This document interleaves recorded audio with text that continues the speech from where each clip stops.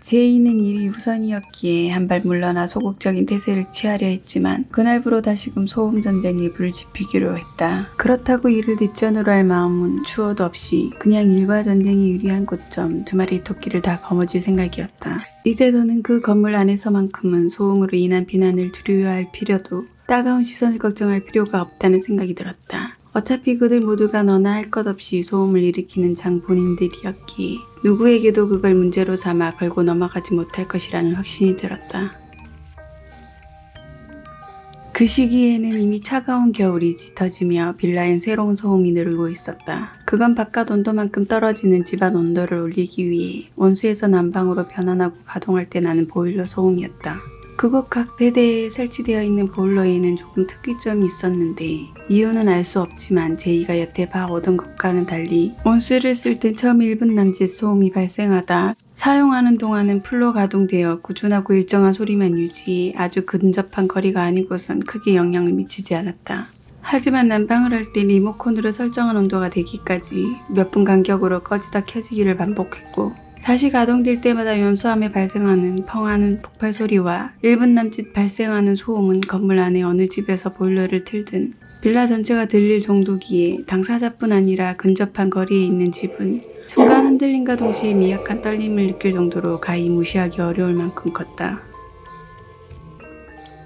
제이는 종종 잠이 들었다가도 자신의 집 보일러 소리에 놀라 깨어 바로 끈 적도 있고 아무도 없는 302호에서 설정해 놓은 온도를 맞추기 위해 자동으로 돌아가는 소리에 몇 분 간격으로 여러 차례 자다 깨다를 반복하며 잠을 설쳐보았기에 그게 얼마나 피곤하고 짜증나는지 알 수 있었다.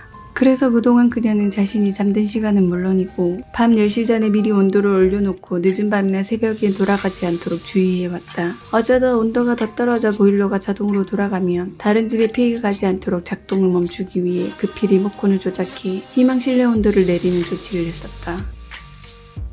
그런데 이제 그게 참 부질없다는 생각이 들며 그래봤자 누구도 알아주지 않고 신경 쓰지 않는다는 걸 그건 그저 오지랖에 지나지 않았다는 걸 늦게나마 깨닫는 듯 이제 그런 것에는 연연하려 하지 않았다. 일하며 밤을 지새우고 새벽을 달리던 시간에도 몇몇 집의 보일러는 주변은 아랑곳하지 않고 원할 때마다 돌아가며 무신경하게 소음을 만들어댔는데 그런 같은 소리를 듣고도 누군가는 소음으로 인식해 민감하게 받아들이고 예민하게 반응할 수 있지만 또 다른 누군가는 그저 조금 큰 소리로 둔감하게 받아들이고 무디게 반응할 수 있다는 걸 잊고 있었다.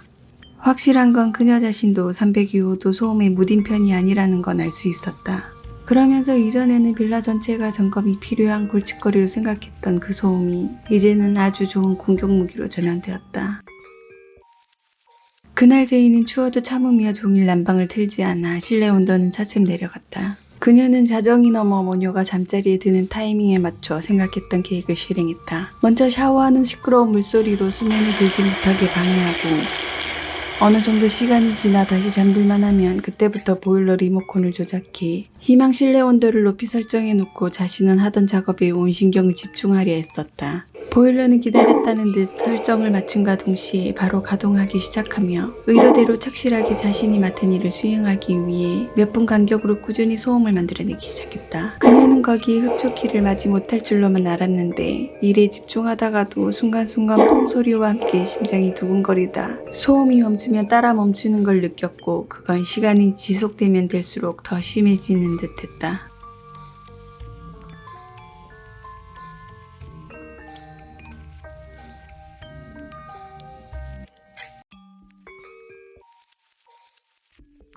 하지만 거기서 멈출 생각은 없었다. 그냥 설정한 온도가 될 때까지 마음껏 돌아가게 내버려두자 생각보다 긴 시간이 소요되는 듯했다.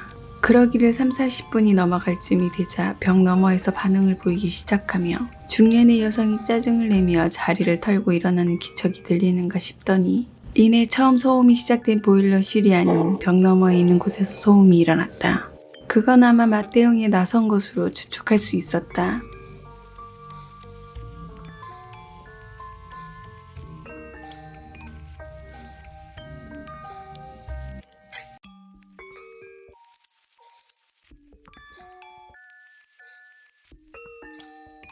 그녀는 그런 반격이 불쾌하거나 거슬리기보다 공범이 생긴 것만 같아 오히려 죄책감을 덜 수 있어 자신의 보일러가 혼자 돌아갈 때 느꼈던 두근거림이 사라지며 한결 편하게 일에 집중하면서도 그 순간엔 통쾌한 복수를 한 쾌거를 거두는 것처럼 느껴졌다.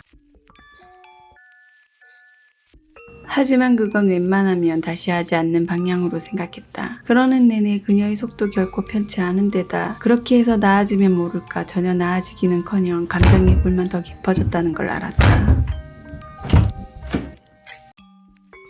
그렇게 계속 303호와 302호의 소음 전쟁은 무한 루프에 빠져들며 해결의 실마리를 찾지 못하고 있는 중에도 제2의 일은 큰 차질 없이 무사히 마칠 수 있었고 결과물의 성과도 꽤 좋아 높은 인센티브와 유급 휴가도 덤을 얻을 수 있게 되었다.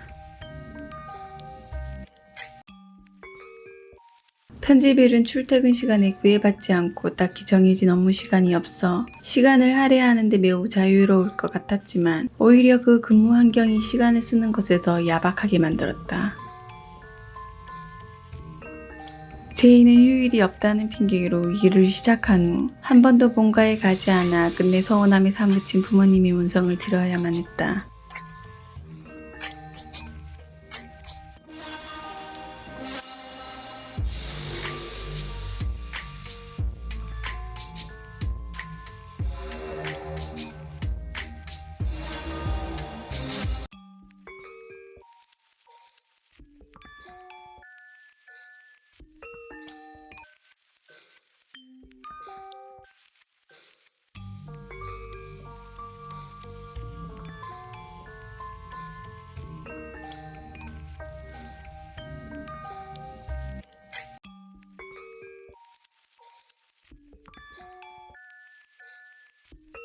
그녀는 솜씨를 발휘하겠다는 어머니의 말은 썩 달갑진 않았지만 별것 아닌 사소함으로 부모님을 기쁘게 해드린 것 같은 생각에 보람도 느끼고 자신을 향한 한결같은 애정도 확인하는 것으로 다시금 활력을 얻고 깊은 만족을 느끼며 흐뭇하게 통화를 마쳤다.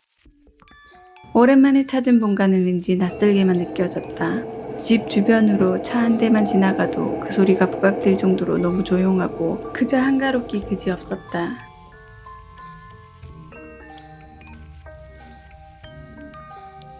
그곳에서 나고 자라며 조용함이 익숙했던 그녀는 그 평온한 모든 것이 참 당연한 것인 줄만 알았었다. 하지만 지금 있는 곳은 그런 건 절대 당연한 것이 아니었고 그렇게 되길 바라야 하는 바람 같은 것이라는 생각이 들자 왠지 모르게 우울함이 몰려들었다. 부모님은 오랜만에 만난 딸의 안색이 어두워 보이자 걱정스러움이 만연히 묻어난 얼굴로 물었다.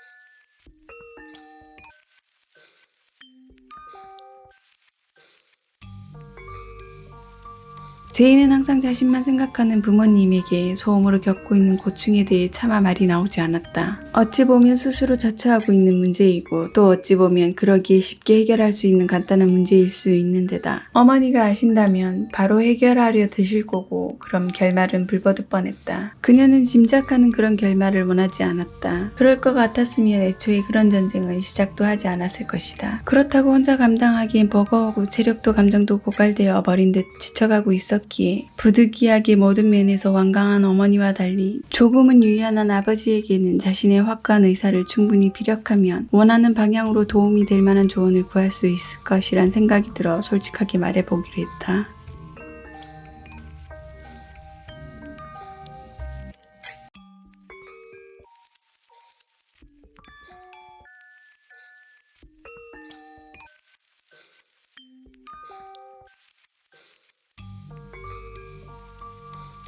제이는 오랜만에 아버지와 작은 뜰을 거닐며 이야기할 타이밍을 재느라 머뭇거렸다. 그때 마침 어머니가 저녁 찬거리를 사기 위해 마트를 가시려고 집을 나서는 모습을 보고 배웅을 한 후 그 틈을 타고 말하려는데 아버지가 먼저 말문을 여셨다.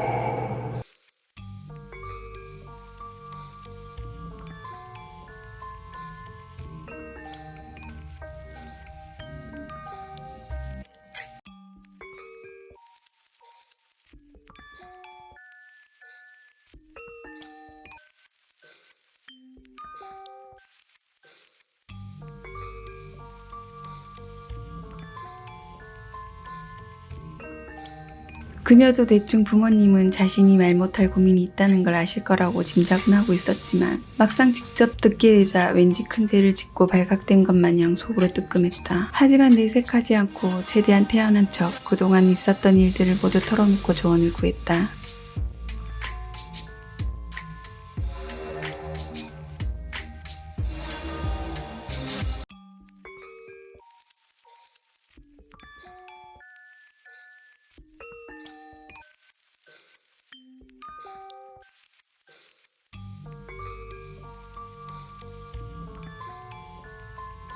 제이는 모든 걸 털어놓고 나니 후련하면서도 온전히 자신의 편인 든든한 지원군이 생긴 것 같아 잊고 있었던 안정감이 찾아들자 오랜만에 어린 딸이 되어 어리광 부리듯 말했고, 아버지는 어느새 어른이 되어버린 딸을 안쓰럽게 바라보며 말을 이어갔다.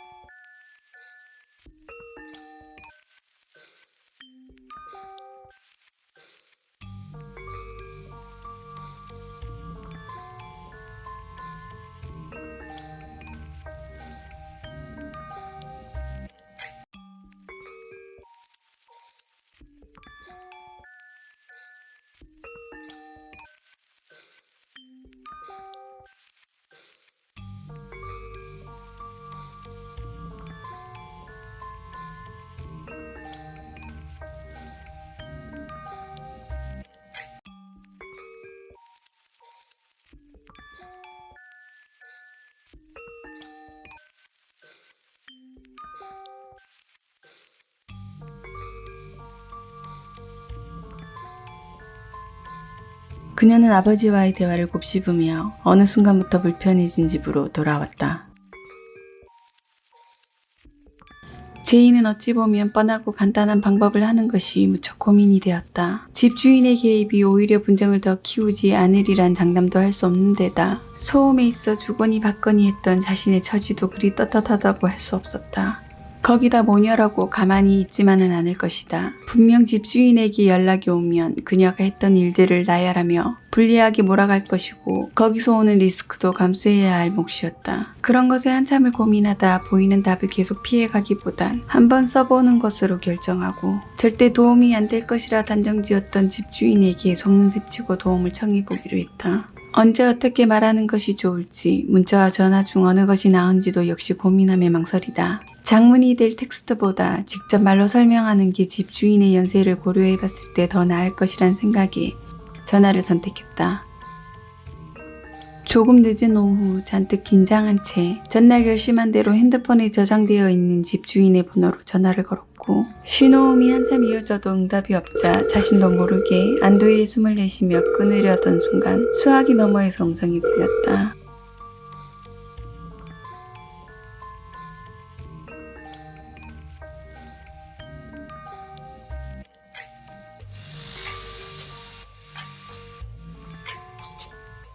제이는 긴장감에 떨리는 목소리를 애써 진정시키며 메모까지 하고 연습했던 대로 자신이 불리한 부분은 빼고 최대한 간결하게 302호의 소음에 대해 토로했다.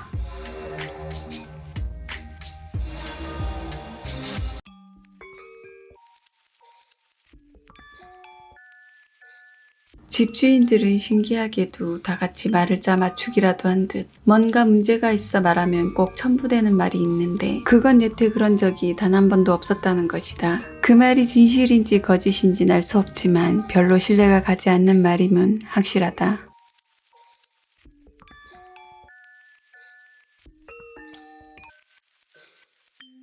그녀는 여전히 긴장을 풀지 못한 채 집주인이 다시 연락해 오길 기다리며 혹시라도 모녀가 작정하고 그녀에 대해 모함할 경우를 대비했다. 만약 그렇게 나온다면 생각했던 변명거리들은 집어치우고 그땐 모든 걸 가감없이 솔직히 털어놓고 전면전을 할 생각으로 마음을 굳혔다. 그런데 얼마 후 집주인에게 들은 말은 좀 놀라웠다. 의외로 모녀는 그녀가 한 일에 대한 건 한마디도 언급하지 않은 듯했다. 아니 오히려 그 문제를 대충 얼버무려 무마하고 조용히 넘어가려는 김새가 다분한 듯한 분위기를 풍겼다.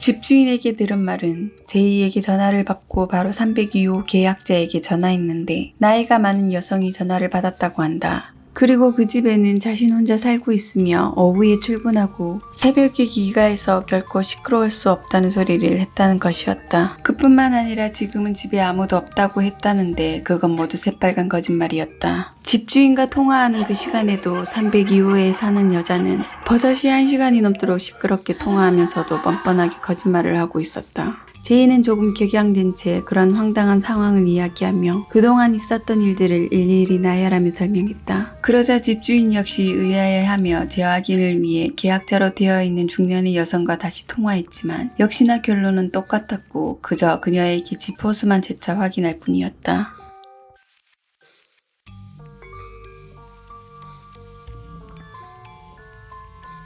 수화기 너머에서 집주인의 혼란스러움이 역력히 전해지자 답답함을 느낀 제이는 진실을 알리기 위해 그대로 거세게 몰아붙였다.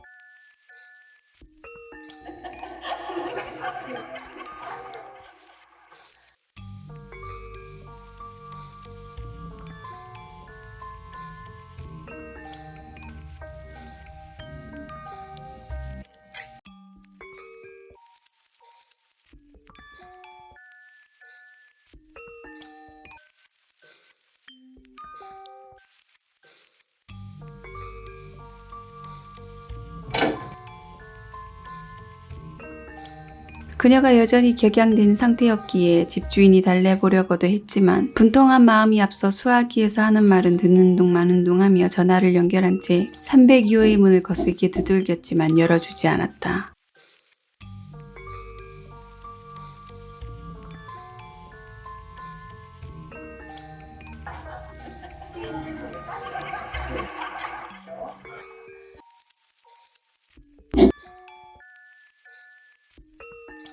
그러면서도 여전히 통화를 이어가고 있는 뻔뻔함에 치가 떨린 그녀가 흥분에 마지못해 소리를 치자 집주인이 진땀을 빼며 말했다. 수화기 너머에서 계속 만류하는 소리가 들리자 겨우 진정한 제이는 일단 302호 계약자가 주의해야겠다는 말도 했고 문을 열어주지 않는 이상 당장 집주인도 그녀도 어찌할 방도가 없었기에 그 말을 믿고 조금 참고 두고 보는 것으로 하고 통화를 끝냈다. 그러고 얼마 후 그 계약자라는 중년의 여성이 불이 나게 집으로 뛰어들어가는 소리가 나고서야 그때까지도 시끄럽게 통화하던 정체불명의 여성의 목소리가 줄어들었다. 제이는 이제 들통날게 뻔한 거짓말을 하고 있는 두 사람의 정체가 궁금해졌다.